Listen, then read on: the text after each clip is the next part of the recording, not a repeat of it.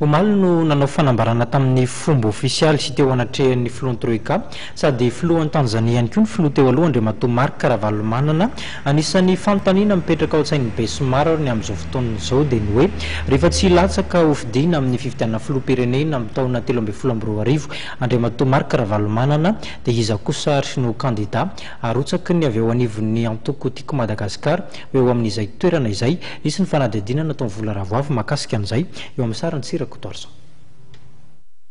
Efatra amby roapolo ora taorian'ny fanambarana nataon'ny filoha teo aloha Marc Ravalomanana fa tsy handray anjara amin'ny fifidianana izay ho tanterahana ny taona 2014 ny tenany.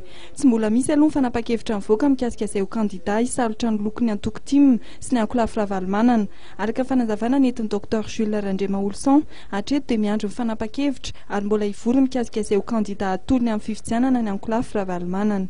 Azao aloha mbola sarotra be milaza zay satria mbola izy ny fivoriana na eo anivony mpitarika ny mouvance Ravalomanana indrindra moa eo anivony antoko tiako Madagasikara mbola hivory ny bureau politika ary mbola andray ihany koa ny toromarika avy any amin'ny Andriamatoa filoha Marc Ravalomanana dia aorianan'izay vao afaka manambara izahay milaza hoe izy ary no atolotry ny mouvance na ny antoko tiako Madagasikara. Raha ny feo mihodinkodina ao anatin'ny ankolafy Ravalomanana dia ny anaran'Andriamatoa Mamy Rakotoarivelo izay filohan'ny kongresin'ny tetezamita sain'ny prime ministra lefitra misahana ny toe-karena sy ny indostria Andriamatoa Pierrot Boutzaza izay samy mpikambana ao anatin'ny antoko tim ny tombatombanany maro fa mety ho kandida avy amin'ny ankolafy Ravalomanana.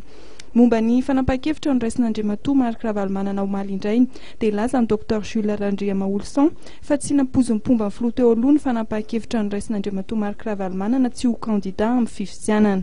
Indrindra aloha dia fahatairana sy alahelo ny fahenoany ny pomba ny filoha Marc Ravalomanana ny fanambarana sy ny fanapa-kevitra niraisina. Kanefa moa dia matotra ny fifampitokisana eo amin'ny pomba an'Andriamatoa Marc Ravalomanana sy izy. Izany dia ekena ary akatoavana izay fanapa-kevitra izay. Ary io moa efa hitantsika fa ao anatin'ny fanambarana na communiqué izay natao ny SADC ny zavatra iny. Ka isika nefa tsy afa-miala amin'ny fiaraha-miasa amin'ny communauté internationale.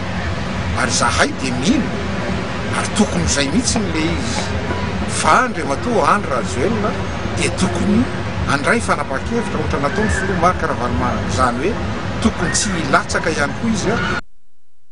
Arak'izany dia heverin'ny Dr Jules Rendemaolson fa tokony handray fanapa-kevitra tsy handray anjara amin'ny fifidianana ihany koa ny filohan'ny tetezamita Andry Rajoelina.